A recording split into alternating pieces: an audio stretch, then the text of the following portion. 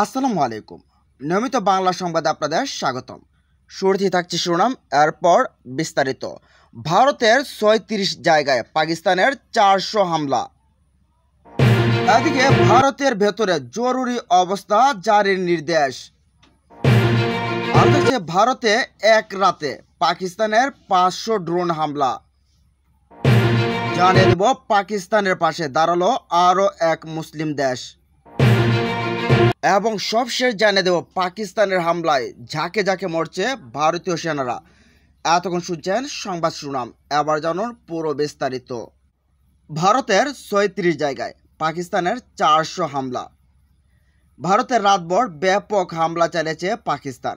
নয়াদিল্লির দাবি, বৃহস্পতিবার ৮ মে রাতে ৩৬ নিশানায় হামলা চালিয়েছে পাকিস্তান। এসব নিশানায় ৩০০ থেকে ৪০০ হামলা চালানো হয়েছে।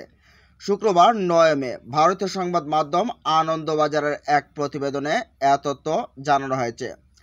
প্রতিবেদনে বলা হয়েছে, বৃহস্পতিবার মধ্যরাতে বহুবার সীমান্ত পেরিয়ে ভারতের প্রবেশের চেষ্টা করেছে পাকিস্তান। এসময় অন্তত ৩০০ থেকে ৪০০ বার হামলার চেষ্টা করা হয়েছে। এসব হামলায় ভারতের অন্তত ৩৬ জায়গায় নিশানা করা হয়েছে। ভারতের পররাষ্ট্র মন্ত্রণালয় এবং সেনাবাহিনীর এক সংবাদ সম্মেলনে দাবি করা হয়, এসব হামলার প্রতিবারই ব্যর্থ করে দেওয়া হয়েছে। সংবাদ সম্মেলনে সেনাবাহিনীর কর্নেল সুফিয়া কুরেশি বলেন, পাকিস্তান বৃহস্পতিবার ভারতের সোনা ছাউনিতে নিশানা করার চেষ্টা করেছে। এসময় ভারতের আকাশসীমাও লঙ্ঘন করার চেষ্টা করেছে তারা। এমনকি নিয়ন্ত্রণ রেখায় ক্রমাগত গোলাবর্ষণ করেছে পাকিস্তানের সেনারা। তিনি বলেন, রাতভর এ হামলায় ভারতের অন্তত ৩০০ থেকে ৪০০ বার ড্রোন হামলার চেষ্টা করেছে পাকিস্তান। দেশটির এসব হামলা প্রতিহত করেছে সেনাবাহিনী, এমনকি বেশ কিছু ড্রোন ভূপাতিত করা হয়েছে। তবে ভারত যে দাবি করছে তার অনেকটাই মিথ্যা বলে আখ্যায়িত করেছে পাকিস্তানের কর্তৃপক্ষ। এদিকে ভারতে জরুরি অবস্থা জারির নির্দেশ। পাকিস্তান থেকে একের পর এক হামলা হয়েছে বলে দাবি করে আসছে ভারত। দেশটির দাবি, গত রাতে অন্তত ৫০০ ড্রোন পাঠিয়েছে পাকিস্তান। এমন পরিস্থিতিতে দেশ জুড়ে জরুরি অবস্থা জারির নির্দেশ দিয়েছে ভারতের স্বরাষ্ট্র মন্ত্রণালয়। শুক্রবার ৯ মে আনন্দবাজারের এক প্রতিবেদনে এ তথ্য জানানো হয়েছে। ভারতের কেন্দ্রীয় স্বরাষ্ট্র মন্ত্রণালয় জানিয়েছে, সব রাজ্যে এবং কেন্দ্রশাসিত অঞ্চলকে জরুরি অবস্থাকালীন ক্ষমতা বলবৎ করার নির্দেশ দেওয়া হয়েছে।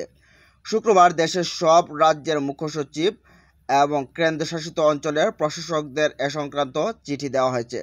এতে ১৯৬৮ সালের অসামরিক প্রতিরক্ষা বিধির ১১ ধারায় প্রদত্ত জরুরি অবস্থার ক্ষমতা জারি করার নির্দেশনা দেওয়া হয়েছে। প্রতিবেদনে বলা হয়েছে, সাধারণত যুদ্ধ পরিস্থিতির মতো জরুরি পরিস্থিতিতে জরুরি অবস্থা জারির মতো ক্ষমতা পায় রাজ্য। জনগণকে রাজ্য রক্ষা করা, সম্পত্তি সুরক্ষা এবং বিদ্যুৎ, জল ও পরিবহনের মতো প্রয়োজনীয় পরিষেবা চালু রাখার জন্য এ ক্ষমতা প্রদান করা হয়। ভারতের প্রতিরক্ষা বিধির ১১ ধারায় অনুযায়ী বেশ কিছু বিষয়ে স্পষ্ট নির্দেশনা দেওয়া হয়েছে। এ ধারায় রাজ্য এবং কেন্দ্রশাসিত অঞ্চল কী কী করতে পারে তা উল্লেখ করা হয়েছে সেগুলোতে। এ ধারায় রাজ্য জনগণ এবং সম্পত্তি রক্ষায় প্রয়োজন মতো জরুরি পদক্ষেপ নিতে পারে। জরুরি পরিস্থিতিতে পানি, বিদ্যুৎ, হাসপাতাল পরিষেবা এবং যোগাযোগ ব্যবস্থা সচল রাখতে রাজ্যের যে কোনো পদক্ষেপ নেওয়ার ভূমিকা সক্ষমতা রয়েছে। অসামরিক প্রতিরক্ষার জন্য যদি কোনো সরঞ্জাম কেনার প্রয়োজন পড়ে, নিয়ম ছাড়াই তা করার ক্ষমতা রয়েছে। এদিকে পাকিস্তান যেসব সমরাস্ত্র ব্যবহার করেছে ভারতের বিরুদ্ধে। কাশ্মীরের পেহেলগামে পর্যটকদের উপর বন্দুক হামলাকে কেন্দ্র করে নতুন করে উত্তেজনার আগুন জ্বলছে ভারত পাকিস্তান সীমান্তে। হামলার পর ভারতীয় সেনাবাহিনী পাকিস্তানে চালায় অপারেশন সিঁদুর। জবাবে পাকিস্তানও পাল্টা সামরিক প্রতিক্রিয়া জানায়। এই প্রতিক্রিয়ায় পাকিস্তান যেসব সমরাস্ত্র ব্যবহার করছে সেগুলো বেশিরভাগই এসেছে চীনের কাছ থেকে। শুক্রবার ৯ মে ভারতের সংবাদ মাধ্যম ফার্স্ট পোস্ট প্রকাশিত এক প্রতিবেদনে পাকিস্তানের ব্যবহৃত এসব অস্ত্রের বিস্তারিত তুলে ধরা হয়েছে। SQ-9 আকাশ প্রতিরক্ষা ব্যবস্থা। চীনের তৈরি SQ-9 হলো একটি দূরপাল্লার ভূমি থেকে আকাশ ক্ষেপণাস্ত্র ব্যবস্থা। SAM, যা রাশিয়ার 30 প্রযুক্তির অনুকরণ তৈরি। এতে ব্যবহৃত হয়েছে উন্নত রাডার, ট্র্যাকিং ও গাইডেড প্রযুক্তি। পাকিস্তানের এই সিস্টেম মোতায়েন রয়েছে এবং লাহোরের একটি ইউনিট ধ্বংস করার দাবি করেছে ভারত, তবে পাকিস্তান এ দাবি অস্বীকার করেছে। জেট-10C ফাইটার জেট। ভারতের বিমান বাহিনীর বিরুদ্ধে পাকিস্তান ব্যবহার করেছে জেট-10C ফাইটার জেট, যা চীনের চেংদু এয়ারক্রাফট ইন্ডাস্ট্রি গ্রুপ নির্মিত। এক ইঞ্জিন বিশিষ্ট এই যুদ্ধ বিমানটি বহু ভূমিকা পালনে সক্ষম। এটি একসঙ্গে ছয়টি 500 কেজি ওজনের লেজার গাইডেড বোমা, সাধারণ বোমা এবং 90 মিমি রকেট বহন করতে পারে। এছাড়া এতে রয়েছে একটি 23 মিমি ব্যারেলযুক্ত কামান। পাকিস্তান চীনের বাইরে একমাত্র দেশ যারা এই জেট ব্যবহার করছে। PL-15 ক্ষেপণাস্ত্র। জেট-10C ফাইটার জেট থেকে উৎক্ষেপণের জন্য পাকিস্তান ব্যবহার করছে চীনের তৈরি PL-15 ক্ষেপণাস্ত্র। এটি একটি দূরপাল্লার দৃষ্টিসীমার বাইরে আঘাত আনতে সক্ষম আকাশ ক্ষেপণাস্ত্র। এতে রয়েছে dual pulse solid propellant rocket এবং active electronic scanned array radar. এর পাল্লা 200 থেকে 300 কিলোমিটার এবং এটি শব্দের চেয়ে প্রায় 5 গুণ গতিতে চলতে পারে।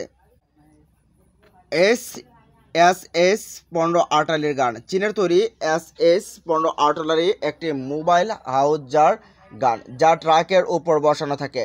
এই অস্ত্র ব্যবহারটি শুট অ্যান্ড স্কোট কৌশলে দ্রুত স্থান পরিবর্তন করে গোলাবর্ষণ করতে পারে। এদিকে বিপাকে ভারত, পাকিস্তানের পক্ষে কাজ করছে তুরস্ক। পাকিস্তান থেকে মুহুর্মুহু হামলার দাবি করে আসছে ভারত।